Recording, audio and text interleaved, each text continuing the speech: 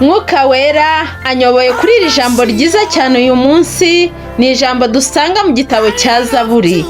Nkuko dukomeje gushyigikirana muri iyi nzira, muri uru rugendo rwo gukurikira umwami wacu Yahusha Hamashiya, rero bakundwa, hari uko Imana ishaka ko twitwara kugira ngo itwishimire, kugira ngo itumurikishirize umucyo wayo.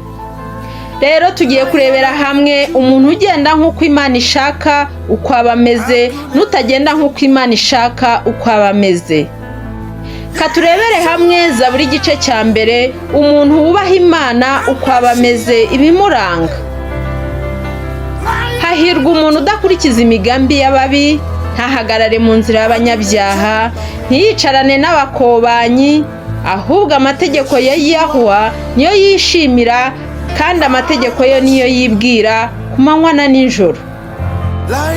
Iri jambo rirasobanutse cyane, kuko ntago wambwira ngo wamenye Imana ariko uracyafite urwango mu mutima wawe, inzika, kugambanira mugenzi wawe, ishyari, kutifuriza mugenzi wawe icyiza, kunegurana, kwiba, kwica, gusenga ibishushanyo, ubusambanyi, akanwa kawe kakivuga amagambo adahesha Imana icyubahiro, ndetse n'ibindi byinshi.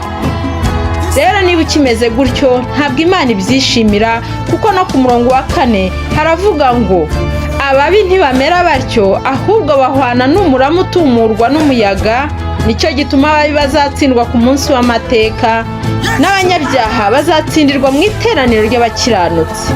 Ngo ababi ntibamera batyo, ntibamera nk'abakiranutsi. Ababi nibo barangwa n'ibyo byose maze kuvuga haruguru.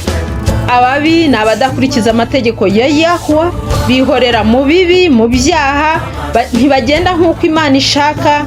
Ariko abamwubaha ngo bazahwana n'igiti cyatewe hafi y'umugezi, cyera imbuto zacyo igihe cyacyo, ibibabi byacyo ntibyuma, icyo azakora cyose kizamubera cyiza.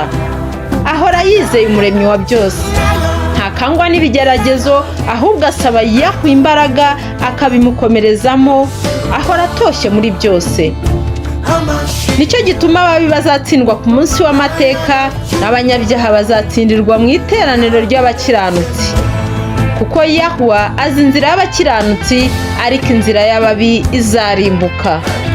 Bakundwa, ndagira ngo mbibutse ko hari umunsi w'urubanza, aho buri umwe azahagarara imbere y'umuremyi wa byose akabazwa ibyo yakoze, kuko Yahuwa azi inzira za buri umwe.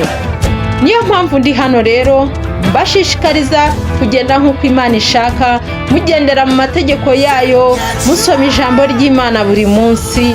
Si ukurisoma gusa ngo bibe nk'umuhango, ahubwo mukarisoma mugakurikiza n'iby'ijambo rivuga. Mwihe intego, muvuge muti ku munsi byibuze nzajya nsoma chapitire 1. Bibe ifunguro ryanyu rya buri munsi. Ubuntu bw'Imana bubane namwe. Haleluya. Muhabwe umugisha, muhimbaze Yahuwa.